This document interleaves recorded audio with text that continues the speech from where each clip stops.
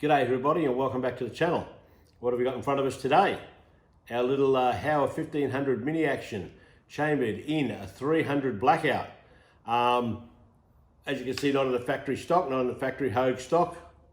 If you recall, I changed that out to the HOWA XL Light chassis, little plastic ultralight pistol grip chassis stock, whatever you want to call them.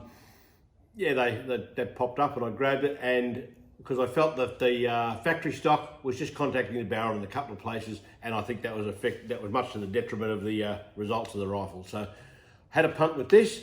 It's worked a treat, and we'll look at the results in a minute. And I think you'll agree it's made this a completely different rifle.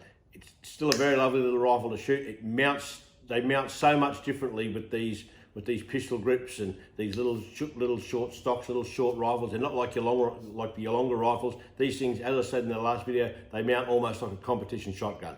So that's perfect for what they're designed for: close quarters stuff, quick shooting, quick reactionary shooting, in walking along creeks, in bush chasing pigs, etc., etc.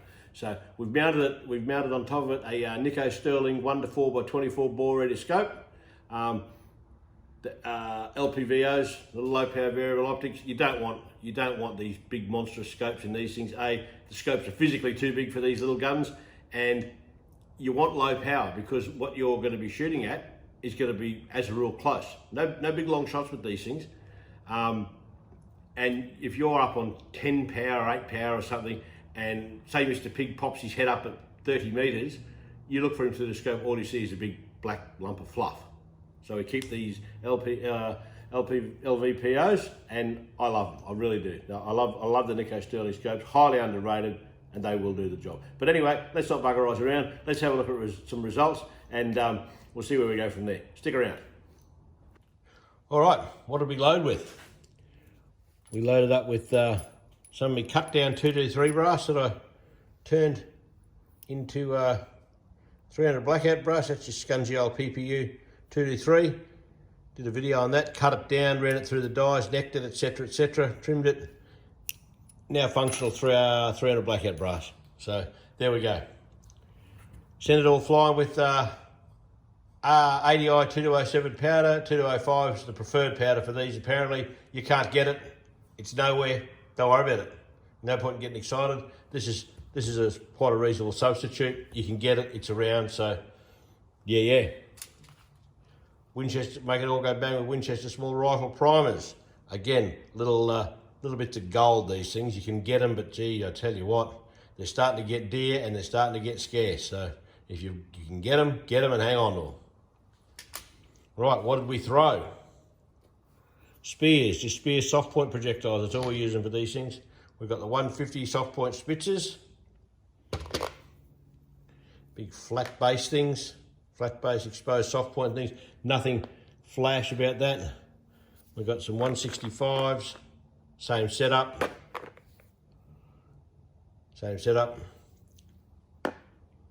And we've got some 180s as well. Again, same setup. They just get bigger and bigger and bigger as they go.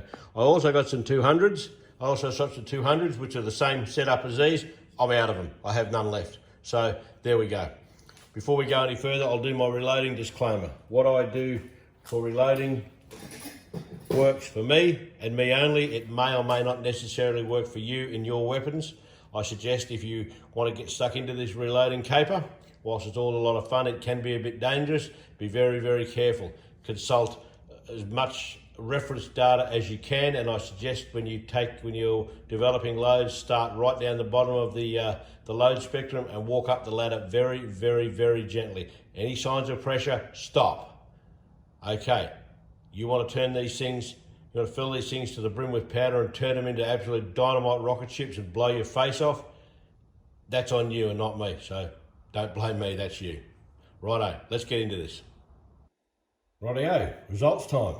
We've got the 150 grain Spitzers. Now I've done all these at 50 yards. I ummed and ahed, as you can see with me scribble and chook scratch there. I ummed and ahed. Last time I tried doing 100 yards, the 4-power scope, and I tried it with this one. The dot in the middle of the reticle, even on 4 power, blots out most of that target. So you really can't have a good idea where you're shooting. So move it into 50 yards. It's a close quarters gun. Shoot 30-30s in at 50 yards. There's no dramas there. I'm quite happy with that. And so we'll go from there. So I didn't get any information. I didn't really consult the Nick Harvey book or the ADI data as I usually do, because quite simply you can't get really too much on the 2207 powder basically until you hit 180 grain projectile. So I've gone to the Sierra, the Hornady, the Hogden is another one, Spear sights from America, just to get bullet weights and powder charges. That Hogden powder, the equivalent is H4198. It's the equivalent powder to the 2207. So the weight, it's weight for weight, so you're fine there.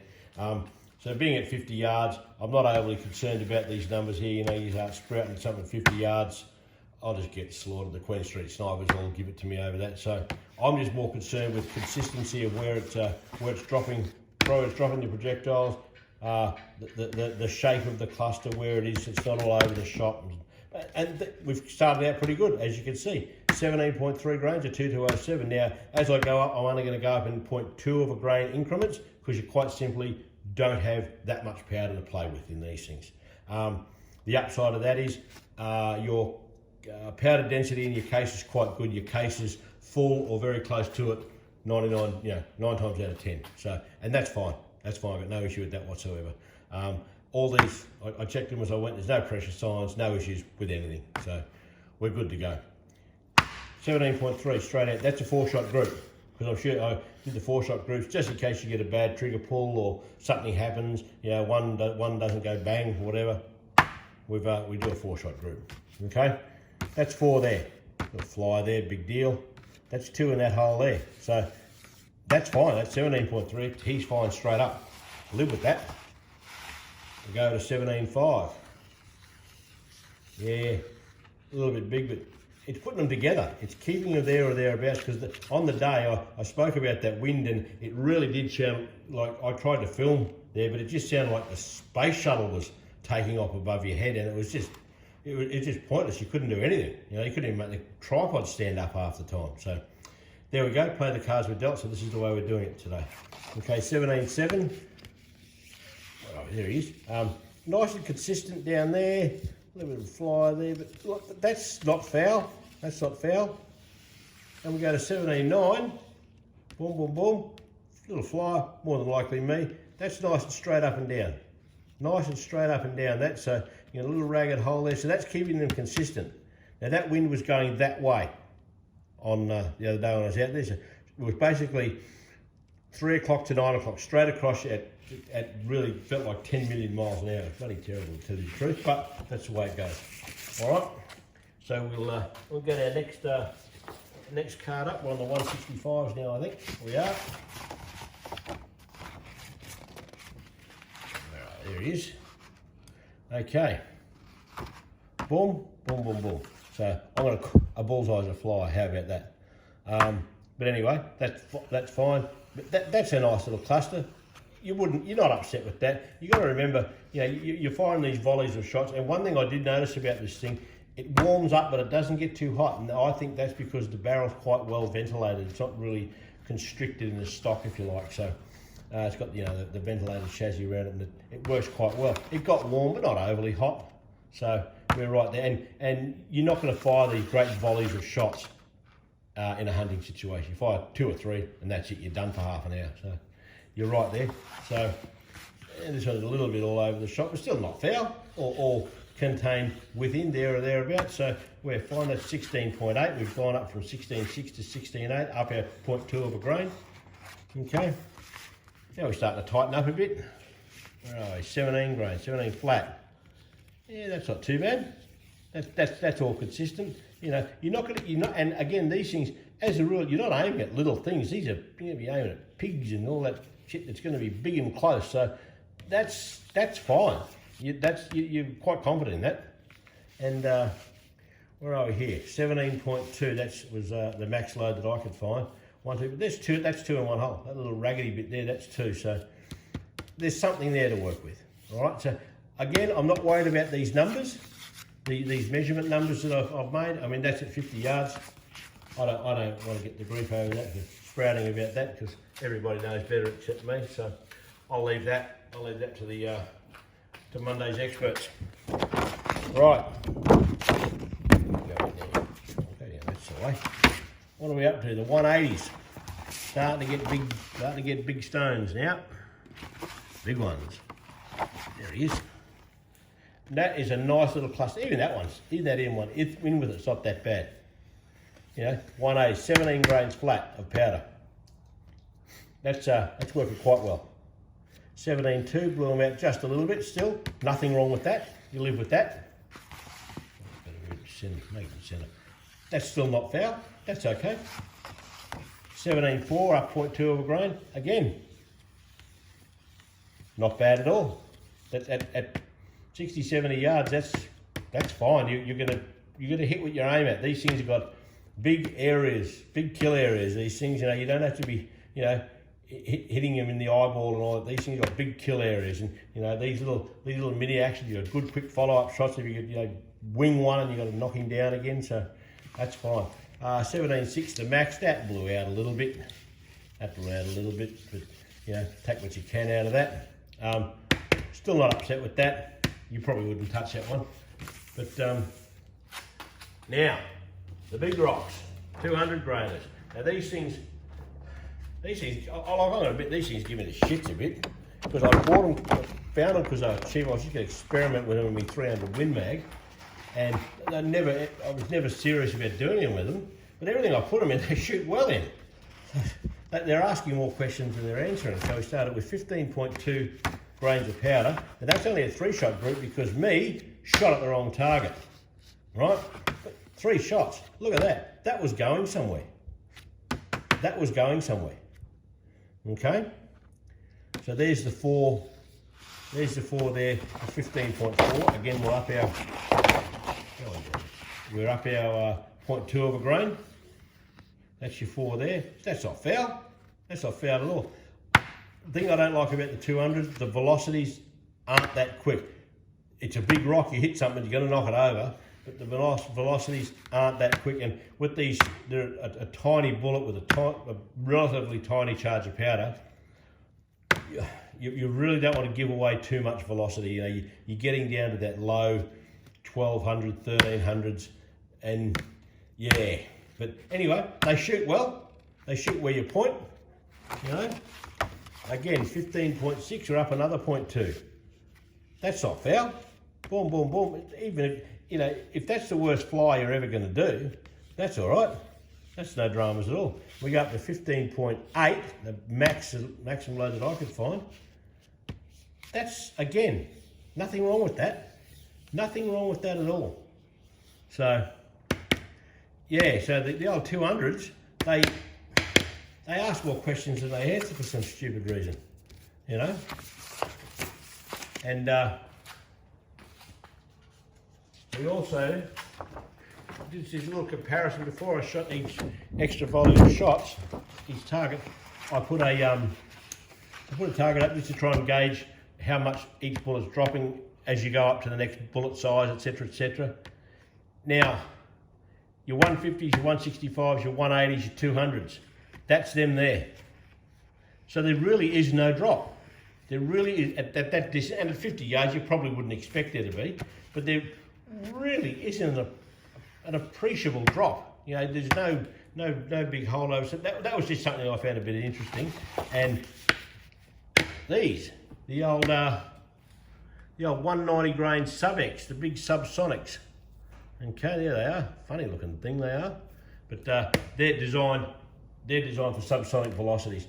I'm mucking around with them. Let's have a look how they shoot first.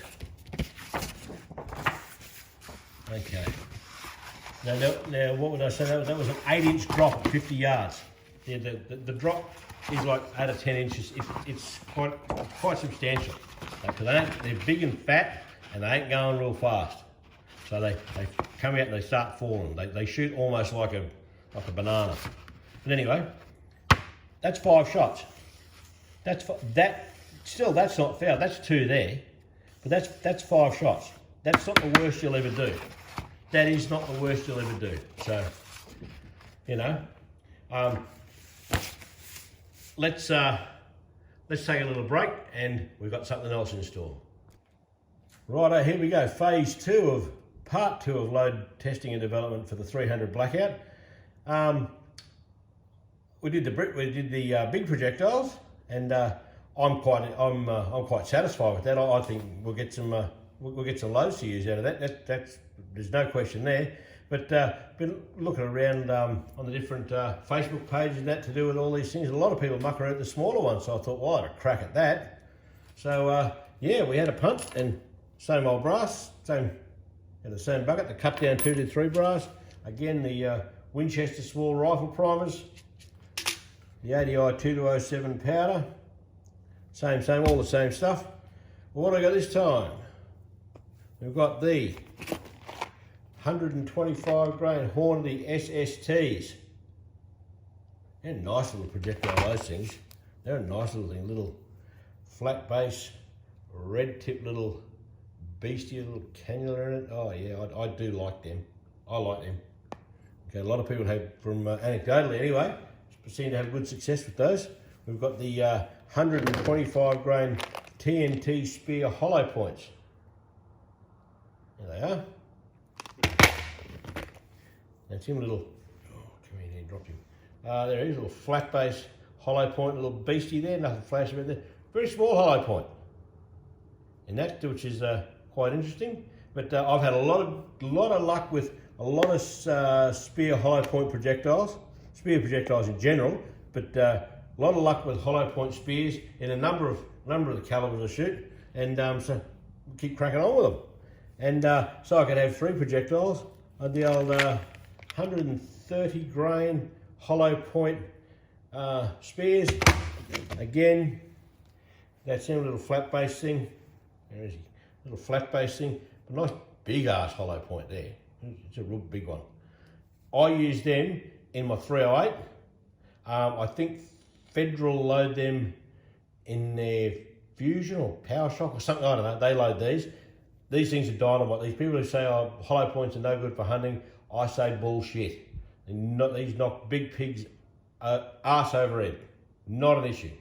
And again, I like them because they're actually really good, and they're not that dear. So there we go.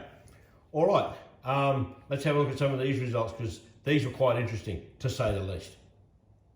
Rightio, the smaller projectile. We'll start off the 125 grain SSTs. Again, we're at 50 yards, okay? We are at 50 yards, and that's just no issue. Right, 17.8 grains, 4-shot groups. These things are all 4-shot groups. 17.8 grains, first cab off the rank.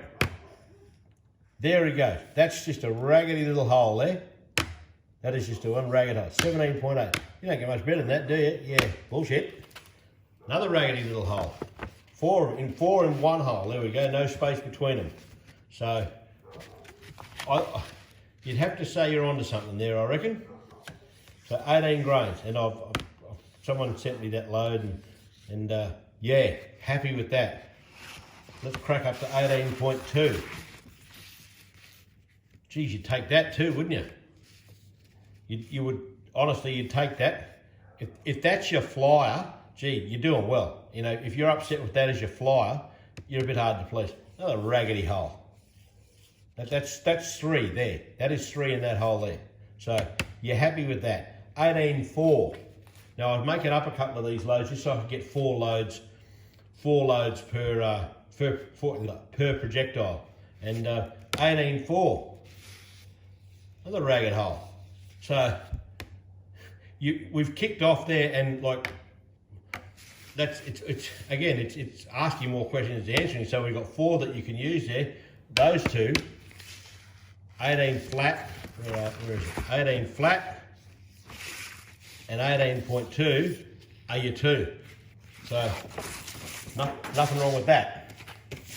Put him upside down and drop him.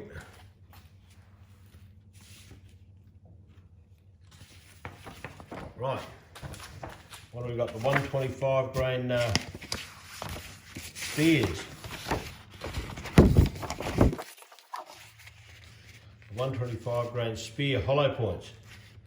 Okay, same charge as a powder. This is, I was really sort of somewhat making this up as I went along, to a point. And again, no safety issues, no tight bolts, no pressure signs, so we're fine. We're fine. Okay, 17.8 grains. There's a nice little cluster there. One little fly down there. Again, no dramas. I wouldn't cry about that at all. Not at all. 18 grains. A little bit wide there. Neither here nor there. Now we're getting somewhere. 18.2 might be one of these, some of these projectiles you find over the, you know, I've found over the years anyway. It just seems they work better the harder you chuck them for some reason. It's just the way they are. The rifle I've had anyway. So that's a nice little cluster there. Little fly there, but that's not the end of the world. Yeah. So even that's not foul. 18.2 there. 18.4. Up in our 0.2 grain increments. Like the number. I said before, I'm not worried about these numbers. That doesn't worry me too much. That's nice and consistent. That is nice and consistent. I wouldn't shy away from those two at all with this. So come to that now. Here we go. The 130 grain spear hollow points that I use in my 308. I only put these in just so I can have 3 projectiles to test in this little exercise. Well, there we go. That's 2 in that hole there. That was our. So if you're putting them like that, this thing's going okay. Another thing that wants to shoot these 130 grainers. 18 grains of powder, up 0.2 of a grain. Still not too bad. Wouldn't worry about too much about that. Yeah, 18.2. Look at this. Boom, boom, boom, boom. You can hit that. You do that all day. You're fine. But that's a bit better, don't you think? 18.4 grains with the 130s. That's going to knock over anything you want to hit with it. You know. So there we go. We've got a couple of loads there. So I'm seeing 4. You know, you've got like 7 or 8 loads in the small projectiles that you can use straight off the cuff without even looking. So, you know, this is far from bad. And I did the comparison too because I thought as the projectiles got bigger, they might drop a little bit. No, that didn't work. So no perceivable drop at 50 yards at all. Nothing. So there we go. I think you'd be happy with that. So let's put this one to bed. Rightio. Part 2 of load development, load testing for the HOWA 1500 mini action chamber in 300 Blackout. In short, happy with it. Happy with the big projectiles. Really happy with the little ones. And make no mistake, these little ones will knock anything over. They're fine. They're fine. Don't worry about being undergunned with them. But it's horses for courses. There's no long shots in these rifles. That's not what they're designed to do. I'm not upset that I'm not putting everything on a 10-cent piece. That doesn't worry me. It really doesn't worry me. The accuracy for this rifle, for what it's designed for, I'm happy with. I'm happy to stick with that. These are basically your carry rifle. These are walking, as I say, you're going to be shooting on foot, unsupported, freehand, on foot. You're going to be in the scrub. You're going to be walking along creeks, etc., shooting at things, targets that appear really quickly,